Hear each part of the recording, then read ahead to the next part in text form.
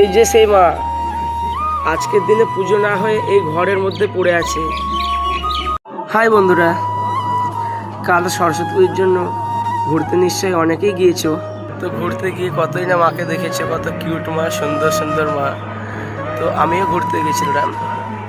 তো আজকে একটা বহরমপুরে একটা কাজে গিয়েছি, সেখানে গিয়ে দেখি একটা মা একটা ঘরের মধ্যে পড়ে আছে। কত সুন্দর মা! তো আমার তো দেখে খুবই মন খারাপ হয়ে গেল। তোমরাও দেখো। এই যে সেই মা আজকের দিনে পুজো না হয়ে এই ঘরের মধ্যে পড়ে আছে। মায়ের মুখটা দেখুন, কত মায়ায় জড়ানো। তো মাকে দেখার পরে খুবই খারাপ লাগলো। আজকে কোথায় একটা পুজোর মণ্ডপে থাকার কথা, আর এই ঘরের মধ্যে পড়ে আছে। তো ভিডিওটি যারা যারা দেখছেন সবাই একটি করে লাইক করে দেবেন। ভিডিওটি ভালো লাগলে বন্ধুরা লাইক কমেন্ট শেয়ার করে দিও।